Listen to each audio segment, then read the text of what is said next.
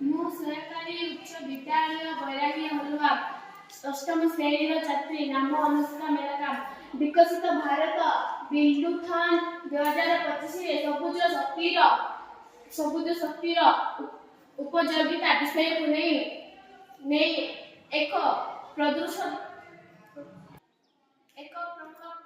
ମାଧ୍ୟମରେ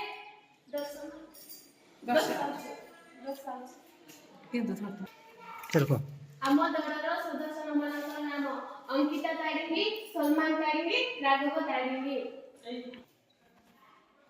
ସବୁଜ ଶକ୍ତିର ଏପରି ଏକ ଶକ୍ତି ଯାହା ପ୍ରାକୃତିକ ଉପାୟରେ ମିଳିଥାଏ। ଏହା ପରିବେଶ ଉପରେ କୌଣସି କୁପ୍ରଭାବ ପକାଇ ନଥାଏ।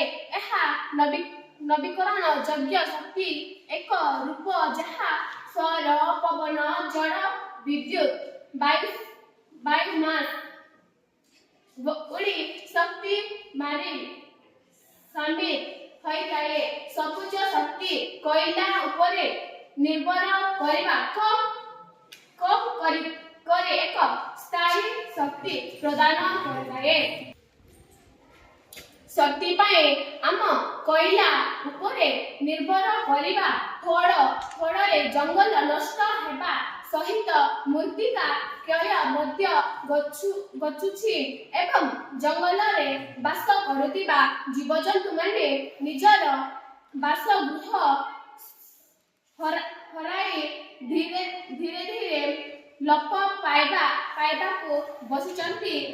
ଆହୁରି ମଧ୍ୟ ଜଙ୍ଗଲ ନଷ୍ଟ ହେବା ଫଳରେ ଅଙ୍ଗାରକାମ୍ଳ ଗ୍ୟାସ ବୃଦ୍ଧି ପାଇବାରେ ଲାଗିଛି। ଏହା ଦ୍ୱାରା ନାନାଦି ରୋଗ ହେବା ସହିତ ଆମେ ମୃତ୍ୟୁ ମୁଖରେ ପଡୁଛେ। କୋଇଲାର ଅତ୍ୟଧିକ ବ୍ୟବହାର ଫଳରେ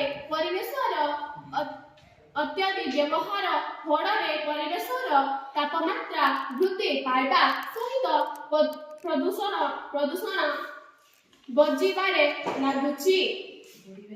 ଭାରତ ମାତା କି